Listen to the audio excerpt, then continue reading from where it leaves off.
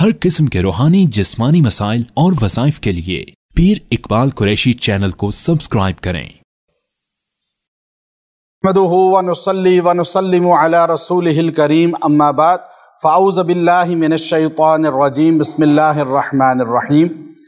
सूरह अहज़ाब जो आज तरावी के अंदर मुकम्मल हुई, यह कुरान पाक की बहुत ही अहम सूरत है जो मुआशी जो घर की ज़िंदगी को बेहतरीन बनाती है। और इस सूरत के अंदर घर के ज़िंदगी को खूबसूरत बनाने के बेहतरीन अल्लाह रब्बुल इज़्ज़त ने नुस्खे बताए हैं। और ये सूरत अगर घर के नचाकी के लिए पढ़ी जाए, यानी घर में लड़ाई झगड़े हों, मियाँ बीवी में नचाकी हो, या अगर कोई बंदा मियाँ बीवी में तफरीक डाल के घर को तबाह करना चाहता हो, तो ये सूरत मियाँ या बीवी या उनका कोई भी करीबी 11 दिन तक एक बार पढ़ के दुआ करें, अल्लाह ताला उस घर के माहौल को बेहतरीन कर देंगे। बाज़ औक़ात ऐसे होता है कि मियाँ बीवी में इतने मसाइल नहीं होते कि लोग जो है बीच में पढ़कर उनके दरमियान दरार पैदा करते हैं और फिर तलाक तक नौबत आ जाती है।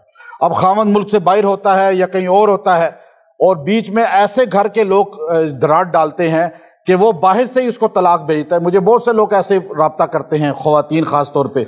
अभी एक खातून मेरे पास लड़की आई, उसकी 17 साल उम्र है, अभी 18 भी नहीं हुई, उसकी शादी की, सिर्फ 28 दिन के बाद उसे तलाक दे दी गई, सिर्फ इसलिए कि सास नहीं उसको पसंद करना, बाद में पसंद करती थी, पहले पसंद करके ले गई। अब इसी तरह जो है या नंद बीच में मुदाखलत कर देती है। और अक्सर जो घर के अंदर लड़का जो खामद होता है वो माँ ही के चरणों में बैठा रहे और उस ही की सुनता रहे और बैलेंस ना करे बीवी और माँ के दरमियान, तो वो घर तबाह हो जाता है। तो ऐसी सूरत में वो औरत या मर्द या उनके कोई भी करीबी ये सूरह अहज़ाब को एक बार पढ़ें, 11 दिन दुआ करें या पानी दम करके उनको खिलाएं पिलाएं, इंशाअल्लाह उनमें जोड़ मोहब्बत पैदा हो जाएगी।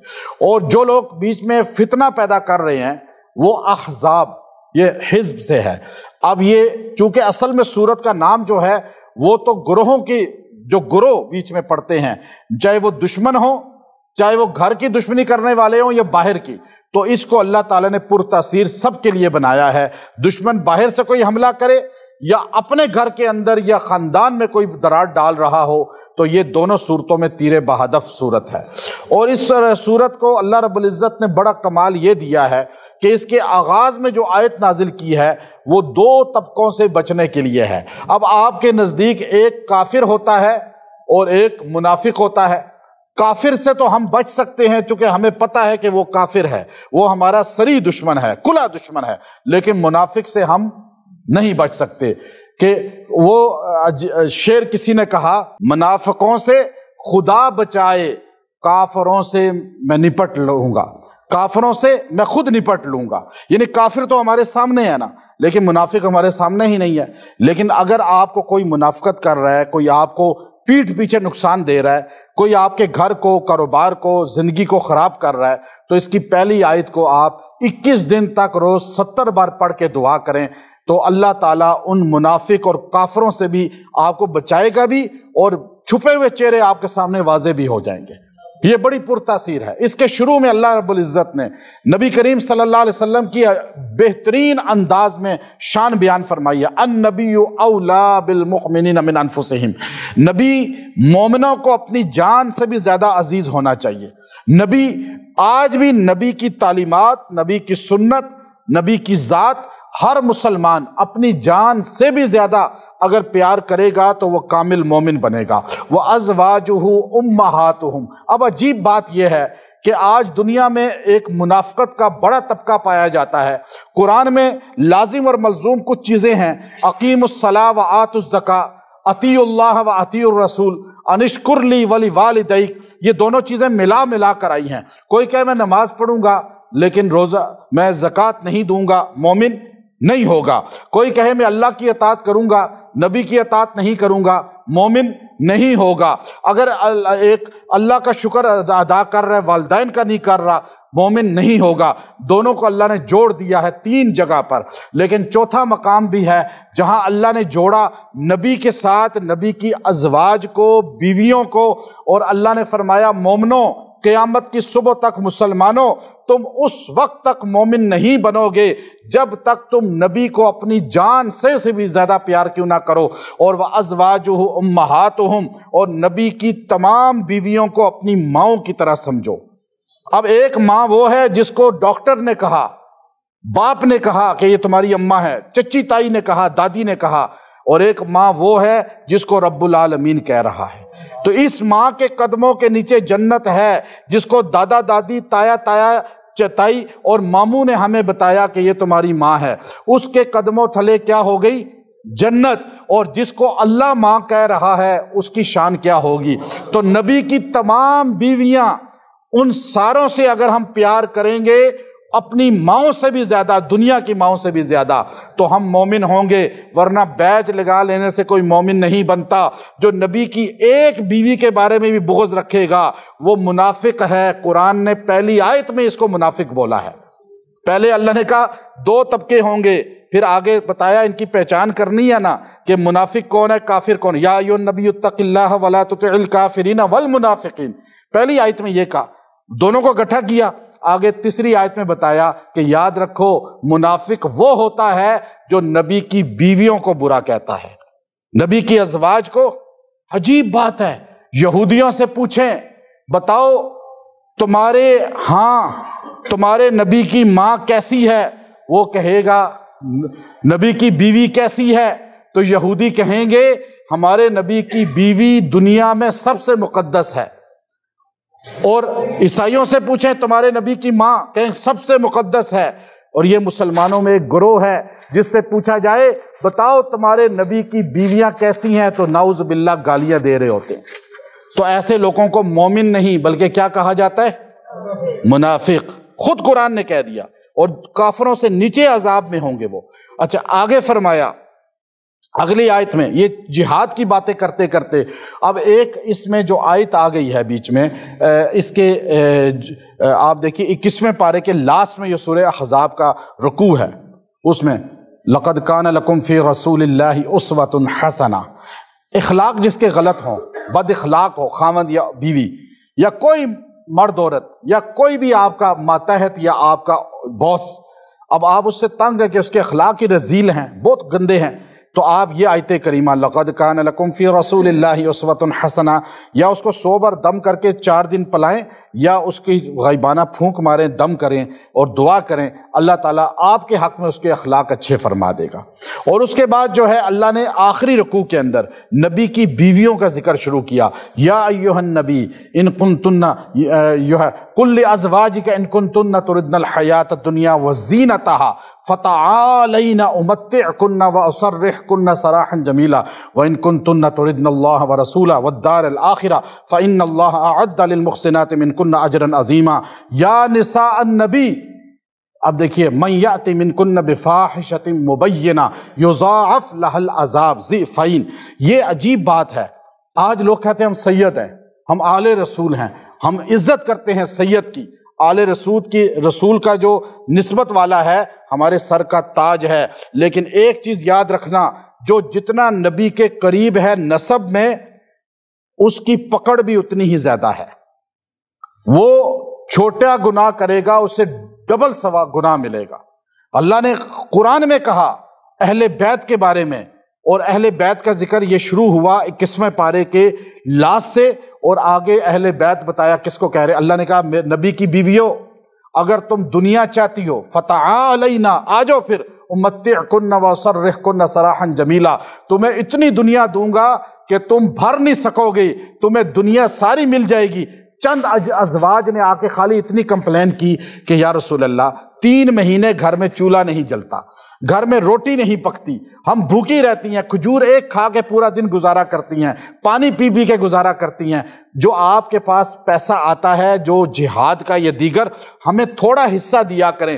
حصہ مانگا تھا خالی تھوڑا سا، پیٹ کو صرف تھوڑا سا بھرنے کے لیے، فل بھرنے کے لیے نہیں۔ یہ شادیوں پہ، یہ ابھی عید پہ عورتوں کے آپ دیکھیں کپڑے کتنے خریدتی ہیں، یہ ایک دن کے لیے 3 جوڑے، جیولری، پھر میک اپ۔ یہ نہیں ازواج مطہرات نے مانگا تھا، خالی اتنا کہا تھا ہمیں 1 روٹی دن میں مل جائے بس۔ اللہ نے فرمایا تم تو آئیڈیل ہو قیامت تک کی عورتوں کی، تم نبی کی ازواج ہو، اہل بیت ہو، اور اگر تم ہی جو ہے یہ غربت اور مفلسی کو ترک کر دو گی تو قیامت تک غریب عورت کیسے کہہ سکے گی کہ میں نبی کی زندگی اپنا سکتی ہوں؟ کہا آ جاؤ پھر میں تمہیں اتنی دولت دیتا ہوں کہ تم گن نہیں سکو گے، لیکن پھر تمہیں نبی کو چھوڑنا ہوگا، پھر تم نبی کی ازواج نہیں بن سکتی۔ اور یاد رکھنا نبی کی بیویوں، یضاعف لها العذاب الضعفین، اگر تم نے ایک بھی غلطی کی تو تمہیں دوہرا گناہ ملے گا۔ اب یہ نبی کی بیویاں غلطی نہیں کر سکتی، اللہ نے ان کو رضی اللہ کہہ دیا ہے، اللہ نے ان کو بخش دیا، نبی ان سے راضی گئے، نبی نے ان کو جنت، اللہ نے کہا آگے اسی سورہ میں کہ اب نبی کی یہ بیویاں قیامت تک نبی کی بیویاں ہیں، آپ ان سے نکاح کوئی نہیں کر سکتا، اور نبی ان نوعوں میں اضافہ بھی نہیں کر سکتے، اب اتنی ہی رہیں گی قیامت کے صبح تک، اور جنت میں بھی نبی کی بیویاں، اور پھر آگے بڑھا دی جائیں گی جنت میں۔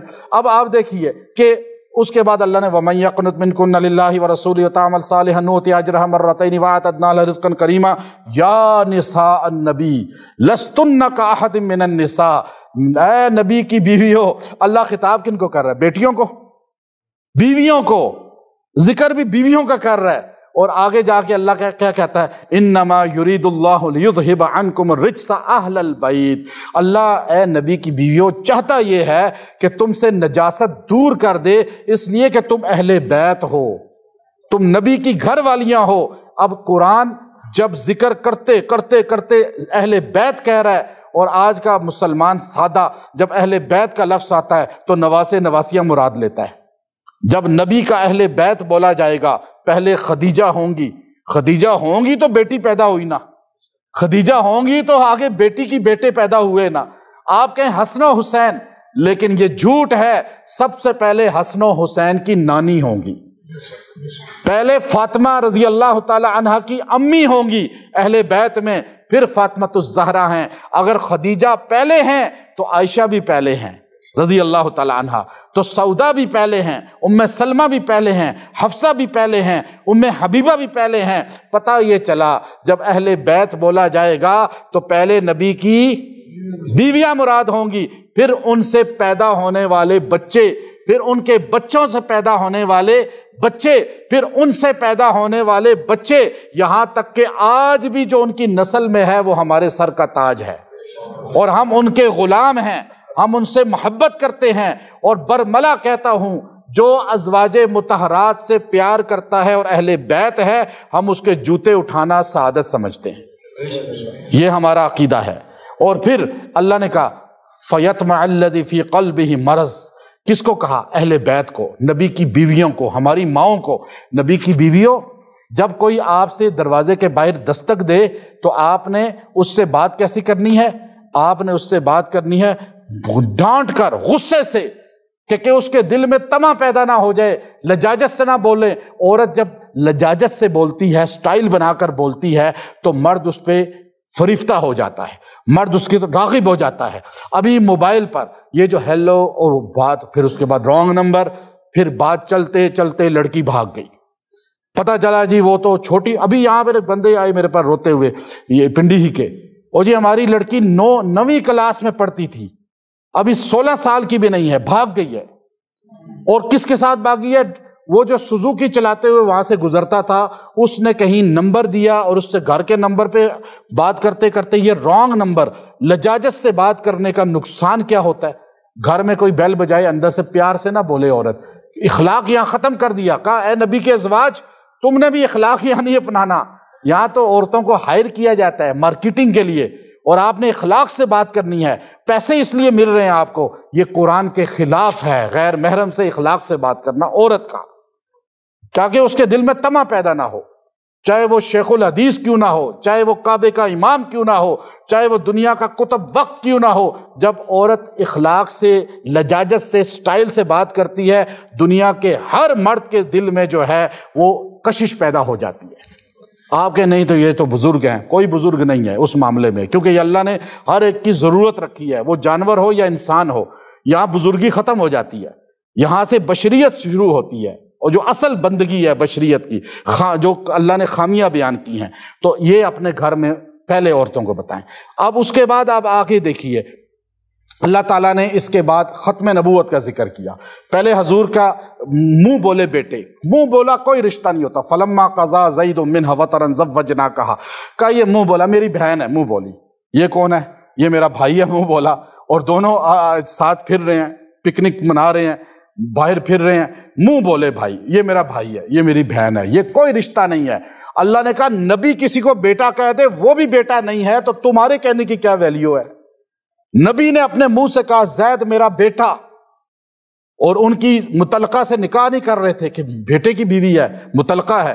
اللہ نے قرآن عرش سے نازل فرمایا فلما قضا زید منها وطرا زوجناکہا، میرے پیغمبر میں عرش پہ اعلان کرتا ہوں کہ زینب سے آپ کا میں نکاح کر رہا ہوں۔ اور یہ منہ بولا کوئی بیٹا نہیں ہوتا۔ پھر قرآن نے صاف کہا ما کان محمد ابا احد من رجالکم ولکن رسول اللہ وخاتم النبیین، نبی حضور علیہ السلام وہ کسی مرد جوان کے والد نہیں ہیں، وہ اللہ کے رسول ہیں اور آخری نبی ہیں۔ بس یہ نہ سوچنا کسی مرد کے باپ ہیں۔ کیوں کہا؟ اس لیے کہ حضور کا بیٹا نہ فوت ہوتا، جوان رہتا، جوان ہوتا، نسل چلتی، جیسے علی المرتضیٰ رضی اللہ تعالی عنہ کی نام لے کر کتنا بڑا طبقہ گمراہ ہو چکا ہے جو ان کو خدا کے درجے پہ لے جاتا ہے، اور ابو بکر صدیق رضی اللہ تعالی عنہ عمر بن خطاب رضی اللہ کو گالیاں دیتا ہے۔ تو آپ سوچئے ایک بڑا طبقہ امت میں پیدا ہو جاتا کہ اگر داؤد علیہ السلام کے بیٹے سلیمان نبی بن سکتے ہیں، ابراہیم علیہ السلام کے بیٹے اسحاق نبی بن سکتے ہیں، یعقوب علیہ السلام اسحاق علیہ السلام کے بیٹے نبی بن سکتے ہیں، یوسف علیہ السلام یعقوب علیہ السلام کے بیٹے نبی بن سکتے ہیں، یحییٰ علیہ السلام زکریا علیہ السلام کے بیٹے نبی بن سکتے ہیں، تو محمد الرسول اللہ کے بیٹا نبی کیوں نہیں بن سکتا؟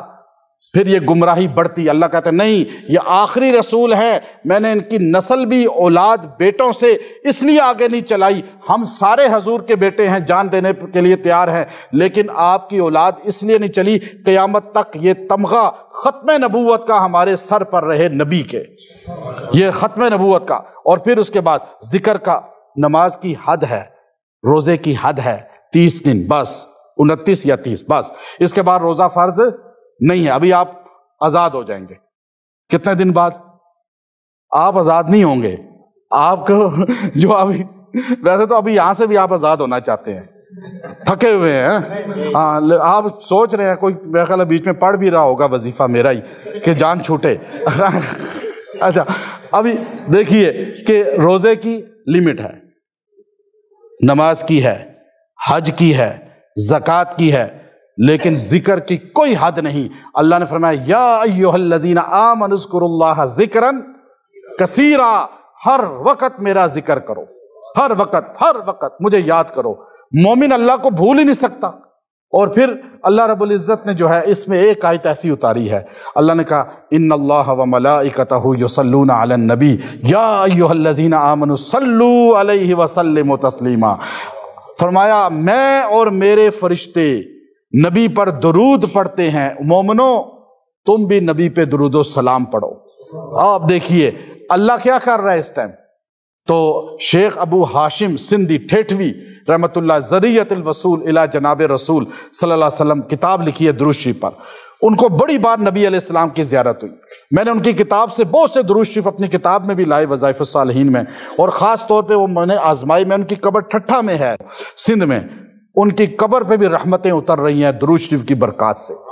تو فرمایا وہ فرماتے تھے آپ سے کوئی پوچھے اللہ اس ٹائم کیا کر رہا ہے، اب دیکھیں نا یہ کوئی سوال تو نہیں ہوا، لیکن کوئی پوچھ لے اللہ کیا کر رہا ہے تو آپ کبھی جھوٹے نہیں ہوں گے اگر یہ کہیں کہ اللہ میرے نبی پہ درود پڑھ رہا ہے۔ اللہ کے فرشتے اس ٹائم کیا کر رہے ہیں؟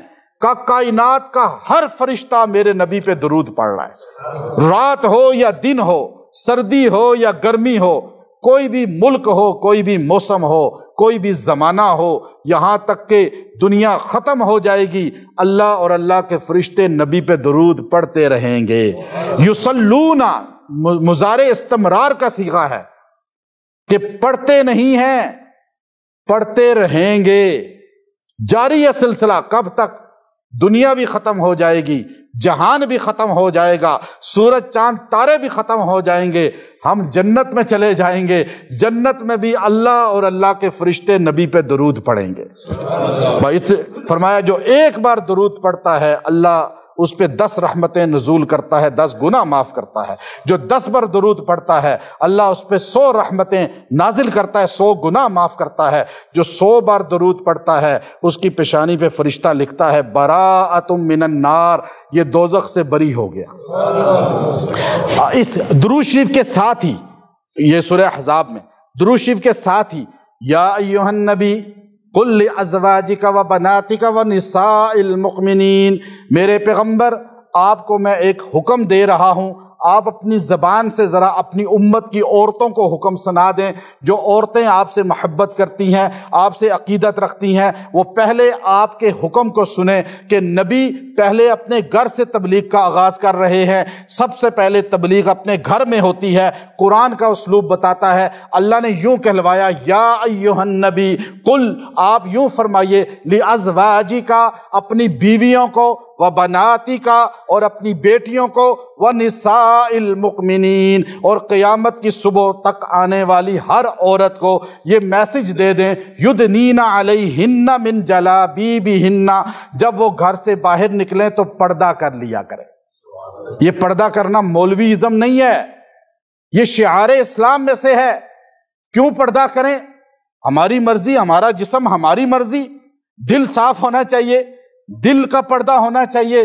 کہا نہیں، پردہ یدنین علیہن من جلابیبہن ذالک ادنی ان یعرفن فلا یؤذین، اس لیے پردہ کرو تاکہ پہچان ہو جائے کہ تم خاندانی عورت ہو، تم ایک اچھے خاندان سے ہو، تم ایک مومن خاندان سے ہو، تم نبی اور سیدہ عائشہ اور سیدہ فاطمہ کی غلام ہو، اور فلا یؤذین، اور تمہیں کوئی اذیت بھی نہ پہنچائے۔ اب یہ رول بھی اللہ نے بتا دیا، فائدہ بھی اللہ نے بتا دیا۔ اب عورتیں آگے جتنی مرضی بحث کریں، ہم اس بحث میں نہیں پڑتے۔ قرآن بتایا ہے، قرآن کا میسج آپ کو بتا دیا ہے۔ اور پھر سورہ اس کے بعد ہے سورہ سبا۔ سورہ سبا یہ قرآن پاک کی بہت عظیم سورت ہے، اور یہ شکر کے لیے بڑی بہترین ہے۔ شکر، اب کوئی بندہ چاہے کہ میں اللہ کا شاکر بندہ بن جاؤں، شاکر یعنی میری اللہ رب العزت مجھے اپنے خاص لوگوں میں شامل کر لیں، تو فرمایا سورہ سبا کو کثرت سے پڑھا کرے۔ جس آدمی کے اندر ناشکری ہو، جس عورت میں بھی ناشکری ہو، آج بڑی عورتیں ناشکری ہیں، مرد بھی ناشکری ہیں، لیکن عورتیں 99% ہیں۔ بخاری شریف کی لمبی حدیث ہے، ہمارے آقا نبی علیہ السلام نے فرمایا بیان کرتے ہوئے عید کے دن، عورتوں یا معاشر النساء، میں نے تمہیں دوزخ میں زیادہ دیکھا ہے۔ کہا یا رسول اللہ دوزخ میں زیادہ؟ کہا ہاں، تم نفل پڑھتی ہو، تہجد پڑھتی ہو، روزے رکھتی ہو، سارے کام کرتی ہو، لیکن خاوندوں کی ناشکری کرتی ہو، اپنے خاوند کی اولاد کی بھی، بیٹے کی بھی ناشکری کرتی ہو، بھائی کی بھی ناشکری کرتی ہو۔ تمہیں ساری نعمتیں مل جائیں، لیکن ایک اگر خاوند کی طرف سے کمی ہو جائے تو تم ایک جملہ کہہ کے ساری نعمتوں کی تذلیل کر دیتی ہو ناشکری کر کے، کہ میں نے اس گھر میں چین دیکھا ہی نہیں۔ تم گالیاں دیتی ہو، تم بچوں کو بددعائیں دیتی ہو۔ بخاری کی لمبی حدیث ہے یہ۔ حضور جب یہ بیان کر رہے تھے تو عورتیں رو رہی تھیں۔ اسماء بنت عمیس رضی اللہ عنہا راویہ ہیں، وہ کہتی ہیں کہ عورتیں اتنی رو رہی تھیں کہ حضرت بلال اپنی کملی، نبی علیہ السلام کی کملی جو چادر ہے وہ لے کر چندہ کرتے تھے عید کی نماز میں، تو اس چندے کی چادر میں عورتوں نے اپنا گولڈ، سونا اتار اتار کے پھینکنا شروع کیا، اتنا وزنی چادر ہو گئی۔ تو یہ عورتوں میں ناشکری ہو یا مرد میں ناشکری ہو یا کوئی بھی آپ کی قدر نہ کرے، تو آپ سورہ سبا 7 دن تک پڑھ کے دعا کریں یا اس کو پانی پلائیں، اللہ اس کی ناشکری کی عادت ختم کر دے گا۔ اور پھر اس کے اندر جو ہے اللہ رب العزت نے جس کے پھل، جس کی فصلیں صحیح نہ ہوتی ہوں تو وہ بھی سورہ سبا پانی پہ دم کر کے فصلوں پہ چھڑکاؤ کرے تو اس کی خامی دور ہو جائے گی، اس پہ کیڑا نہیں لگے گا، اس پہ کوئی جانور کا کسی کا حملہ نہیں ہوگا۔ اللہ نے اس کے شروع میں اعملوا آل داود شکر وقلیل من عبادی الشکور کہا۔ اے آل داود شکر کرو، شکر۔ اب ایک بندہ کہے جی میں سید ہوں، میں آل رسول ہوں، تو شکر کرو اس کا، پھر تمہیں اللہ نے اس خاندان میں بنایا ہے۔ ایک بندہ کہے جی میں تو بڑا نمازی ہوں، میں تو بہت دیندار ہوں، تو شکر کرو کہ اللہ نے تمہیں نمازی بنا دیا، دیندار بنا دیا، دین والا بنا دیا۔ اس پر شکر کیا ہے کہ انسان کثرت سے اللہ کے اور قریب ہو جائے، اور یہ کہے جی میں تو فلاں ہوں اور اتباع سنت چھوڑ دے، گمراہی اختیار کرے۔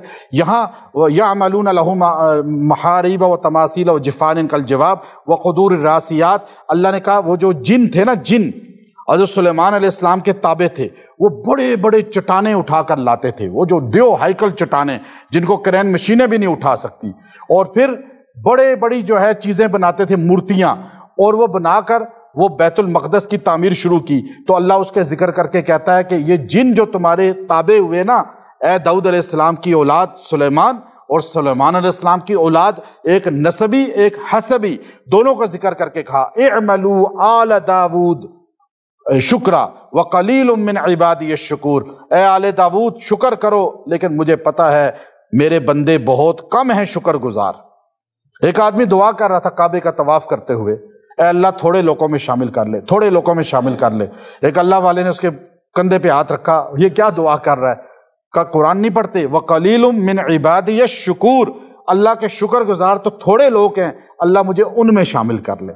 تو یہ جو پڑھے گا نا اعملوا آل داود شکرا، دوسرا رکوع اس کے اندر یہ آیت ہے سورہ سبا، اعملوا آل داود شکرا وقلیل من عبادی الشکور۔ اللہ یہ روز اگر جو 33 بار 33 ٹائم پڑھے گا، اللہ اسے دنیا میں اپنے شکر گزار لوگوں میں شامل کرے گا، ایک بات۔ دوسرا اس کا فائدہ یہ لکھا ہے علامہ ابو اللہ سمرقندی رحمۃ اللہ علیہ نے، جو چاہے کہ میرے پاس مال و دولت، عزت، شہرت، مقام، منصب، اولاد، ہر نعمت کم ہی نہ ہو، زیادہ ہوتی جائے، چھین بھی لی جاتی ہے نا بعض اوقات، تو یہ چھیننا بہت بڑا عذاب ہے اللہ کی طرف سے، ذلت ہے دنیا میں، بندہ مر جاتا ہے، مریض بن جاتا ہے، تو وہ بندہ یہ روزانہ 33 بار پڑھا کرے، اعملوا آل داود شکرا وقلیل من عبادی الشکور، یہ روزانہ 33 بار پڑھیں۔ پھر آگے علم غیب اللہ کے علاوہ کوئی نہیں رکھتا، جنات کوئی علم غیب نہیں رکھتے، کوئی دنیا کا بندہ آپ کو علم غیب نہیں بتا سکتا، آپ کا فیوچر نہیں بتا سکتا، مستقبل نہیں بتا سکتا۔ اب یہ جن کیسے بتاتے ہیں میں آج آپ کو بتاتا ہوں۔ یہاں اللہ نے اس دوسرے رکوع کے اندر بتایا، پہلی چیز یہ بتائی، اگر جن آپ پر تنگ کر رہے ہوں، آپ کو بہت تنگ کرتے ہوں، آپ کے گھر میں پتھر پھینکتے ہوں، آپ کی لائٹیں جلا دیتے ہوں، آپ کے نلکے کھول دیتے ہوں، یہ شرارت کرتے ہیں، وہ بہت سے لوگ ہمارے پاس آتے ہیں، وہ جی اس طرح کرتے ہیں، اس طرح کرتے ہیں، پھر وہ تنگ ہوتے ہیں، پھر میں نے ان کو عمل دیتا ہوں اکثر، الحمدللہ بھاگ جاتے ہیں اس سے جنات۔ جنات سے ڈرنا نہیں ہے، ڈر گئے تو آپ گئے، اور اگر آپ نہ ڈرے تو وہ گئے، یہ فارمولہ یاد رکھ لیں، آپ ڈر گئے تو آپ گئے، اور اگر آپ نہ ڈرے تو وہ گئے، بس یہ آپ میرا فارمولہ یاد رکھ لیں، آپ سارے عامل بن جائیں گے، ٹھیک ہے نا؟ آپ کو پھر میرے پاس بھی آنے کی ضرورت نہیں ہے، میں ویسے بھی اپنے کبھی چینل پہ بھی نہیں کہا کہ آؤ میرے پاس، وہ تو لوگ بیچارے خود آ جاتے ہیں، لیکن بات کیا ہے کہ ہمیں فارمولہ یاد رکھنا چاہیے، جنات میں کوئی طاقت نہیں ہے اتنی، ہم میں طاقت زیادہ ہے، ہمارے پاس ہمارا نبی ہے، ہمارے پاس ہمارے نبی کی کتاب ہے، ہمارے پاس دین اسلام ہے، ہمارے پاس صحابہ کرام کی زندگی ہے۔ پھر ہم ڈر گئے، پھر ہم تو آج دیکھا نا، امریکہ سے ڈر گئے تو گئے، جو ہمارے پڑوسی نہیں ڈرے تو وہ بلند ہو گئے، یہ جنوں کی مثال یہی سمجھ لیں آپ، ہم ڈر گئے تو بالکل نیچے چلے گئے، مر گئے، اور وہ پڑوسی ہمارے نہیں ڈرے تو آج وہ اوپر، ان کی کرنسی بھی ہم سے آئی ہے وہ ہمیں دور سے چڑھا رہے ہیں، اور ہم ڈر گئے تو آج تخت سرا میں چلے گئے۔ تو یہ جنوں سے بھی ایسے ہی ہوتا ہے، جو بندہ ڈر گیا وہ ختم ہو گیا۔ تو یہ قرآن کی آیت بتاتی ہے، دوسرا رکوع سورہ سبا۔ اگر جن پتھر مار رہے ہیں، تنگ کر رہے ہیں، شرارت کر رہے ہیں، کوئی بھی تنگ کر رہے ہیں، بندے کو حاضر ہو کے تنگ کرتے ہیں، عورت کے کٹ لگا رہے ہیں، بہت سی، میرے پاس ایک عورت بہت ایسی آتی ہے، لیکن ایک عورت کو لائے، میرے سامنے اس نے یوں ہاتھ کیا تو کٹ لگ گئے، اس کو زخم، یہاں سے خون بہ رہا ہے۔ یہ آیت اس ساری چیز کو ختم کر دے گی۔ وہ آیت کیا ہے؟ فَلَمَّا قَضَيْنَا عَلَيْهِ الْمَوْتَ مَا دَلَّهُمْ عَلَى مَوْتِهِ إِلَّا دَابَّةُ الْأَرْضِ تَأْكُلُ مِنْ سَأَتَهَا فَلَمَّا خَرَّ تَبَيَّنَتِ الْجِنُّ أَن لَّوْ كَانُوا يَعْلَمُونَ الْغَيْبَ مَا لَبِثُوا فِي الْعَذَابِ الْمُهِينِ۔ اللہ کہتے ہیں اور جنوں تم کیا جو ہے شو مار رہے ہو، تم کہتے ہو ہم بہت کچھ کر لیتے ہیں، تم تو یہ نہیں جانتے تھے جب تم کام کر رہے تھے، چٹانیں اٹھا اٹھا کے لا رہے تھے، تو اللہ نے سلیمان علیہ السلام سے کہا کہ آپ کا وقت آ گیا موت کا. کہ یا اللہ بھی 1 سال کا کام باقی ہے بیت المقدس بننے کا، اور یہ اتنی ہیوی چٹانیں تو کرانے ہیں نہیں. اس وقت اتنی بڑی بن لادن کمپنی تو تھی نہیں، نہ کوئی اتنی بڑی کمپنی تھی کہ وہ ٹھیکے لیتی. کہا یہ تو جن نہیں اٹھا سکتے ہیں، بندوں کا تو کام ہی نہیں. اللہ نے کہا کہ اے سلیمان پھر آپ یہ حکمت اختیار کریں. حضرت سلیمان کرسی پہ بیٹھے اور ایک شیشے کا کمرہ بنایا. پورا قرآن کہہ رہا ہے، میں اپنی بات نہیں کر رہا. آپ نے شیشے کا کمرہ بنایا اور چیئر پہ بیٹھے اور اپنا عصا مبارک جو ہے یوں اپنی اس تھوڑی کے نیچے رکھا، یوں، اور یوں آنکھیں ان کی طرف کر دی. ایسے دیکھ رہے ہیں، ایسے کر کے وزن تھا حضرت سلیمان کا تھوڑی پر، عصا کے اوپر، اور بیٹھے چیئر پہ تھے، ہاتھ ایسے رکھے تھے اور نظریں بالکل سامنے تھی شیشے کے باہر. اور جن جو ہے دیکھ رہے ہیں کہ آنکھیں کھلی ہوئی ہیں حضرت سلیمان کی، اور وہ ہمیں دیکھ رہے ہیں. اور جن جتنا حضرت سلیمان سے ڈرتے ہیں دنیا میں کسی سے نہیں ڈرتے. یہ آیت اتنی طاقتور ہے، میں نے اس کو بہت بار آزمایا ہے جنوں کے لیے. اور میں آپ کو بتاؤں، آپ کو میں اجازت بھی دیتا ہوں، ٹھیک ہے نا؟ تو آپ ساری خانقاہیں بنا لیں انشاءاللہ، ٹھیک ہے نا؟ تو آپ یہاں مورگا میں ساری خانقاہیں بن جائے گی مجھے لگتا ہے ابھی. تو ابھی سننے والوں کو بھی اجازت ہے ہماری. جنہوں نے دیکھا کہ سلیمان علیہ السلام کی آنکھیں تو روشن ہیں، وہ تو جاگ رہے ہیں اور خالی وہ سہارا لیے ہوئے، 1 سال تک جن کام کرتے رہے، رات دن یوں پہیے کی طرح. 1 سال کے بعد تاکل من ساعتا، اس کو دیمک نے چاٹا تو لکڑی کٹ گئی. اب لکڑی گری نیچے تو سلیمان علیہ السلام کی باڈی بھی دھڑام سے زمین پر آئی. تو ایک دم جن جو ہے ڈر گئے اور کہنے لگے او ہو مہین، ہم ذلیل ہو کر کام کرتے رہے اور وہ تو پہلے کے فوت ہو چکے تھے. انہوں نے کہا ہمیں تو پتہ ہی نہیں چلا. وہ ایک دم غائب ہو گئے. علم غیب اللہ کے علاوہ کوئی نہیں جانتا، جنوں کا باپ بھی نہیں جانتا، کوئی بھی نہیں جانتا. اور جن نہیں جانتے تو یہ جن نکالنے والے کیسے بتا سکتے ہیں؟ یہ لوگ جو بیٹھے ہوئے ہیں یہ کیسے کبوتر والے طوطوں والے بتا سکتے ہیں؟ یہ سارے جھوٹ بولتے ہیں. فیوچر اللہ کے علاوہ، ماضی کی خبر تو ڈاکٹر بھی بتا سکتے ہیں نا. وہ چیک کرتے ہیں کہ تو نے ناشتے میں انڈا کیوں کھایا ہے؟ وہ کہہ جی کس نے آپ کو بتایا؟ کہا تمہارا معدہ ہی بتا رہا ہے، الٹرا ساؤنڈ بھی بتا رہا ہے. تو یہ علم غیب نہیں ہے. حکیم نبض دیکھ کے بتا سکتے ہیں، یہ علم غیب نہیں ہوتا. میں آپ کو کہوں کہ ابھی آپ آدھا گھنٹہ پہلے کھڑے ہوئے تھے اور قرآن سن رہے تھے، یہ علم غیب ہے. 1 منٹ بعد کیا ہوگا یہ علم غیب ہے، وہ اللہ کے علاوہ کوئی نہیں جانتا. پھر آپ یہ دیکھیے کہ اس کے ساتھ بڑی صورت میں اللہ رب العزت نے دعائیں بھی رکھی ہیں، فیوزات بھی رکھے ہیں، اور بھی چیزیں ہیں. لیکن میں یہیں پہ ختم کرتا ہوں یہ صورت. اگلی صورت سنا دوں آپ کو، کل بھاگے ہوئے نہ ہونا آپ لوگ. بسم اللہ الرحمن الرحیم. سورہ فاطر یہ قرآن پاک کی بڑی بہترین صورت ہے. فاطر کس کو کہتے ہیں؟ پہلے پیدا کرنے والا، اول پیدا کرنے والا، بغیر ڈیزائن کے، بغیر نمونے کے. اللہ نے اس میں شروع میں فاطر کا لفظ بولا نا، تو اس لیے اس کا نام فاطر پڑ گیا. اگر کوئی بندہ کوئی کام شروع کر رہا ہے اور اس کام میں اس کو بار بار رکاوٹیں آتی ہیں اور وہ کام ادھورا رہ جاتا ہے، چاہے وہ رشتے کا کام ہے شادی کا، چاہے وہ کاروبار ہے، چاہے گھر بنانے کا ہے یا نوکری کا ہے، تو وہ سورہ فاطر کو پڑھ کے 7 دن تک دعا کرے، اللہ اس میں سہولت پیدا کر کے کمپلیٹ کروائے گا. ایک بندے کا ویزا لگتا نہیں، ایک بندہ جو ہے پریشان ہے، فیملی پوری باہر سیٹل ہونا چاہتی ہے کسی کنٹری میں، لیکن ان کے ویزے ہی نہیں ہو رہے یا ان کا ویزا قبول نہیں ہو رہا، تو وہ 75 مرتبہ بیٹھ کے، بہت سے لوگ بیٹھ کے چاہے اس کا ختم کر لیں، اس کو 75 بار پڑھ کے ان پیپرز پہ پھونکیں اور دعا کریں اور آگے جمع کرا دیں، انشاءاللہ وہ کام ہو جائے گا.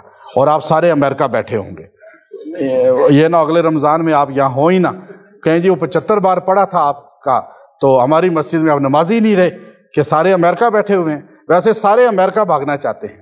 ہماری عجیب حالت یہ ہے کہ رزق اللہ نے دینا ہے، وہاں کے لوگ جتنے بدحال ہیں شاید آپ کو بھی نہیں پتا. آپ تو بڑے سکون سے بیٹھے ہوئے، اس طرح وہاں نہیں بیٹھ سکتے. آپ جتنی فراخی سے بیٹھے ہوئے ہیں، تو اس میں ایک جو پہلی آیت ہے الحمدللہ الذی فاطر السماوات والارض جاعل الملائکۃ، اچھا اس کا نام ایک سورہ ملائکہ بھی ہے چونکہ اس میں ملائکہ کا ذکر بھی ہے۔ یہ پہلی آیت جو پڑھے گا 7 بار روز پڑھ کے کسی بھی کام پہ جائے گا، اللہ اس کام کو کمپلیٹ کروائے گا اور خصوصی فرشتوں سے مدد کروائے گا۔ پھر اس کے اندر جو ہے اللہ رب العزت نے جو ہے اس کے تیسرے رکوع کے اندر اللہ رب العزت نے جو رکوع اتارا، تیسرا رکوع جو ہے اس کا، یا ایھا الناس انتم الفقراء الی اللہ واللہ هو الغنی الحمید، جو رزق میں کمی ہو، دولت نہ ہو، وہ اس پہلی آیت کو تیسرے رکوع کے روزانہ 100 بار پڑھے، 21 دن تک اللہ پردہ غیب سے اسے رزق عطا فرمائیں گے۔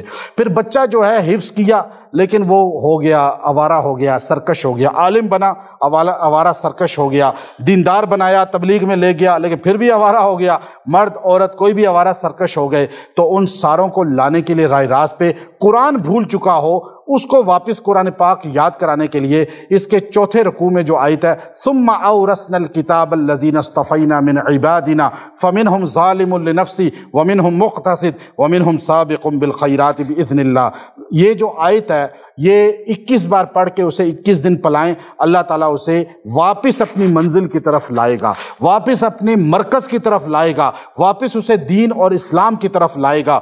یہ آیت میں اللہ تعالیٰ نے فرمایا ہم نے وارث بنایا قرآن کا، پہلے کہا وہ لوگ جو ظالم ہیں، ظالموں کو پہلے قرآن کا، یعنی پتہ چلا علماء میں، حفاظ میں، دینداروں میں برے لوگ بھی ہوں گے لیکن اللہ کہتا ہے یہ بھی وارث ہیں قرآن کے۔ پھر اس کے بعد فرمایا مقتصد، پھر مکس لوگ جو کبھی نیک کبھی برے، وہ بھی قرآن کے وارث ہیں۔ وَمِنْهُمْ سَابِقٌ بِالْخَيْرَاتِ بِإِذْنِ اللَّهِ، پھر جو ولایت کے اعلیٰ منصب پر ہیں وہ تو ہیں ہی قرآن کے وارث، لیکن اللہ تعالیٰ پہلے بروں کا ذکر کر رہا ہے قرآن کی وراثت میں، پھر اچھوں کا ذکر کر رہا ہے۔ جیسے ماں باپ اپنے بیوقوف، سرکش، آوارہ بچے کو زیادہ توجہ دیتے ہیں، اللہ بھی اپنے بگڑے ہوئے بندے کو زیادہ توجہ دیتے ہیں، اور اللہ تعالیٰ پہلے یہاں اس کا ذکر کر رہے ہیں، پھر اس کے بعد اپنے نیک لوگوں کا ذکر کر رہے ہیں۔ تو ہم کیا کرتے ہیں؟